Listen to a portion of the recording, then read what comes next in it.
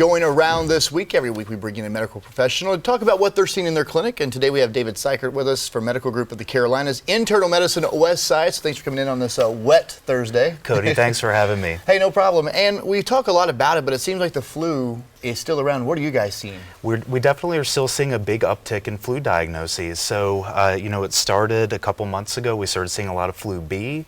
We're starting now to see a lot of flu A hitting as well. It's been quite an aggressive season for sure. And can you talk about the difference? You hear a lot of that flu A, flu B. So what's the difference in that, and how does it kind of come on at different times for, different seasons? Sure. I mean, the big difference is that there's not a whole lot of difference. So meaning they're more alike than they are dissimilar. So flu A and B both cause similar symptoms. We're talking, your typical viral symptoms, headaches, muscle pains, sudden onset of fever. I think people think about flu A being that big H1N1 that we saw back in 2009. And unfortunately, it's still wreaking a lot of havoc around here. But the big takeaway is that flu is flu, and it's one of a number of viruses this time of year that can cause bad things. And what do you tell people as far as maybe didn't get the flu shot at this point? Is it a little too late to get the flu shot? Well, I say it's a huge mistake, but no, so all kidding aside, I mean, the flu shot is one of the ways to fight this virus, and it's not too late. We still at our clinic at Internal Medicine West Side have flu shots available.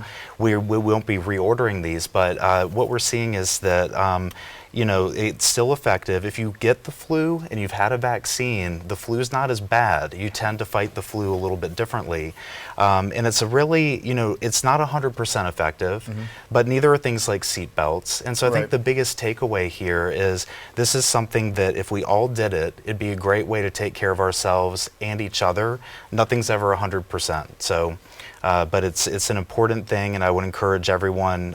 We only need the reminder. Arden Bradley up in Gaffney, 13 years old, passed away this year of the flu, and you see a story like that. It's just horrible. And if a vaccine could prevent a sickness like that, then let's give it a try, right? Right, and we have to wrap things up, but just for people out there, at what point, some people say, well, I might just have the cold or the flu. What point do you need to really go in and see you guys and say, we need to get this checked out? Yeah, it's tough. I mean, the flu symptoms, they say they start quicker, but if you're in any doubt, go see somebody.